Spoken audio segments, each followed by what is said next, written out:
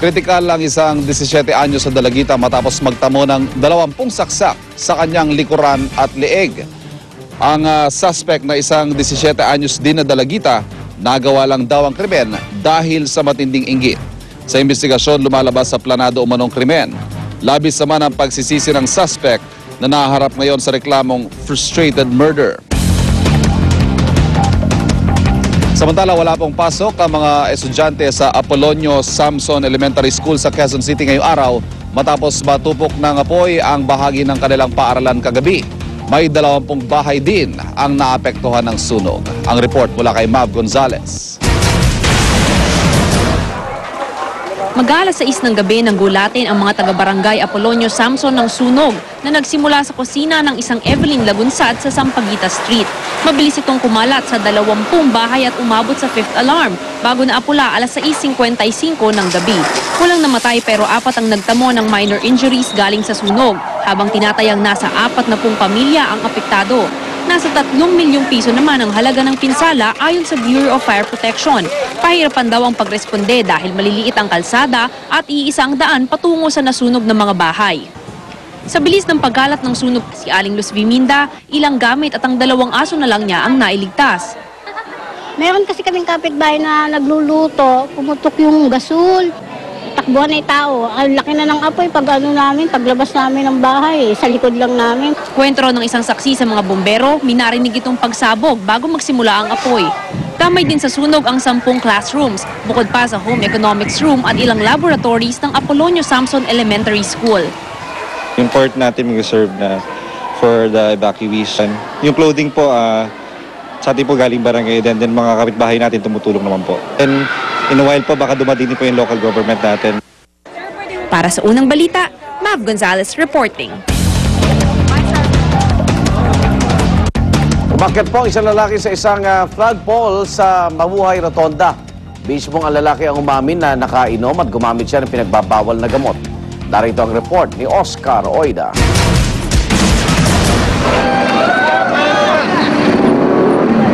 Animoy nakikipagtagisan sa larong palo sebo ang lalaki ito nang makuna ng aming kamera na nakalambitin sa isang flagpole sa Mabuhay Rotonda sa Quezon City magkaalauna ng madaling araw. Ang watawat, tinali na nito sa kanyang katawan. Kaya nang mapigdas,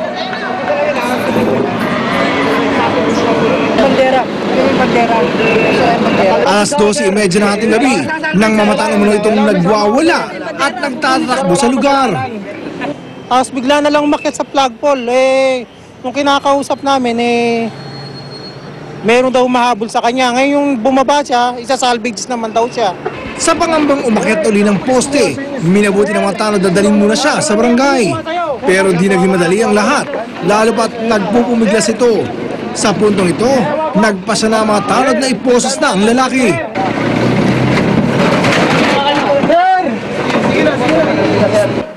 Sa barangay hall, di natigil ang pag-uwala ng lalaki. Git niya, nanganganib daw ang kanyang buhay.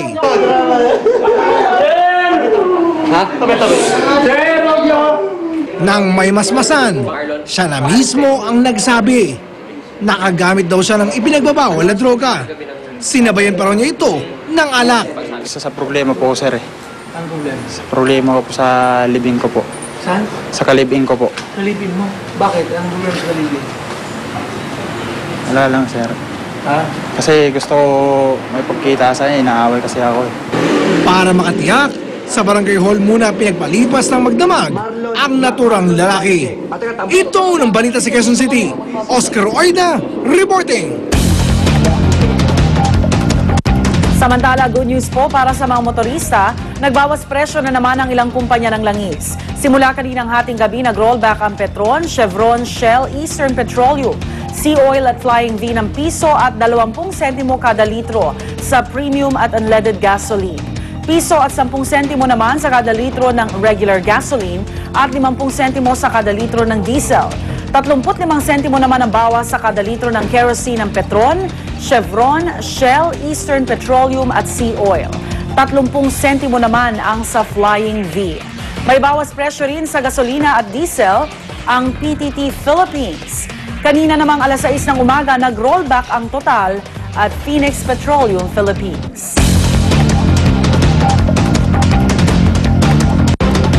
Naghahanap naman ng mas matipid na alternatibo sa diesel ang mga tsuper ng grupong Pasang Mazda. Ito po yung tinatawag na biofuel na galing sa naprosesong used cooking oil o gamit na mantika. Narito ang unang balita special report. Kada taon ay tumataas ang singil sa produktong petrolyo at ang pangunahing apektado silang mga driver na tanging pamamasada ang ikinabubuhay. Hinain ng transport groups, wala na raw natitira sa kanilang kinikita. Kaya naman ang grupong Pasang Mazda humanap ng solusyon sa matagal na nilang problema at ang kanilang nadiskubring alternatibo sa diesel, used cooking oil o pinaglutuang mantika. Kanya nga kami nag-i-initiate ngayon, pati mga barangay na ipagkomunikasyon na kami na within their barangay, ipunin ng mantika ng mga may bahay, bibili namin sa halagang 15 pesos per litro. Kesa walang mapuntahan. Kasi tinatapon lang nila, ito ay tulong nyo na sa transportasyon. Si Mang Sami, isang buwan na raw gumagamit ng used cooking oil kapalit ng diesel. Mula noon, malaki raw ang kanyang natipid. Ganon din ang konsumo. Kaso lang nakatipid kami dahil mas mura. Mas mura ng 2 piso kada litro ang bentahan ng used cooking oil kumpara sa commercial diesel. Ang barya-baryang matitipid, malaking bagay na raw para sa driver. Yung mahahabang ruta namin, gumagamit yan hanggang 35 to 40 liters a day. Sa 40 liters, times 2 is 80 pesos. May pambigas na, may pangtuyo na, may pangkape pa, araw-araw, na hindi nababawasin sa kita ng aming tsuper. Malaking tulong yan. Ang nakokolektang used cooking oil sa mga restaurant at mga residente, sinasala raw muna sa isang maliit na planta sa Antipolo. At dahil limitado lamang ang kaya nitong i-produce na biodiesel, tanging mga miyembro ng Pasang Mazda ang eksklusibong nakakagamit nito. Bukod sa mura, hindi rin daw nagbubuga ng maitim na usok ang paggamit sa used cooking oil.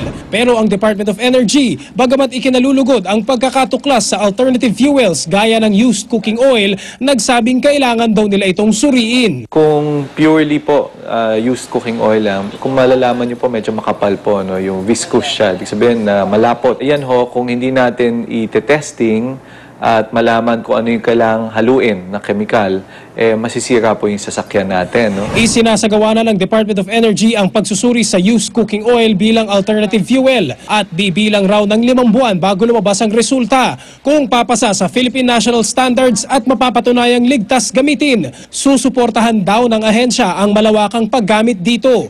Pero kung hindi ay mapipilitan silang ipagbawal ang pagbebenta nito para raw sa kaligtasan ng mamamayan. Para sa unang balita, Cedric Castillo reporting.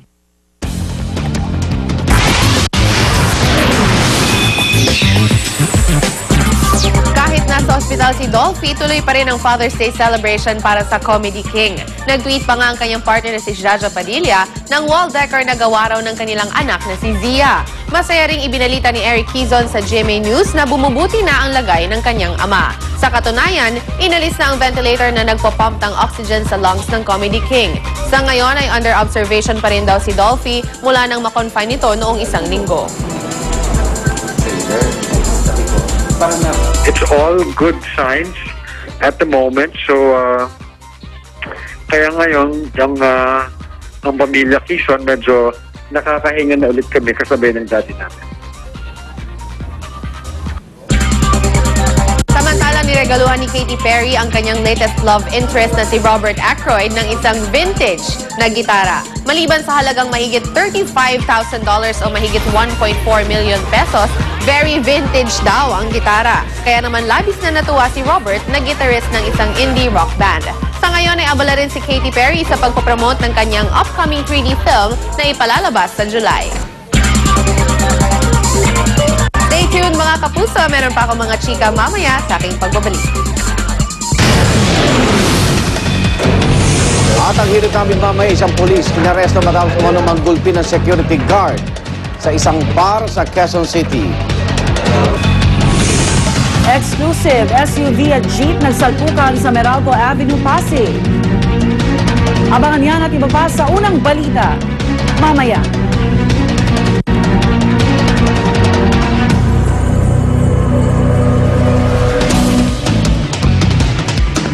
Alright. Uy, nasa Luneta na agad tayo. Mare, ang bilis na talaga. Ibang klase, lipad talaga tayo. Oo nga naman. Correct. At syempre, pag nasa Luneta kayo, sino ba naalala natin kundi si Dr. Jose Rizal? At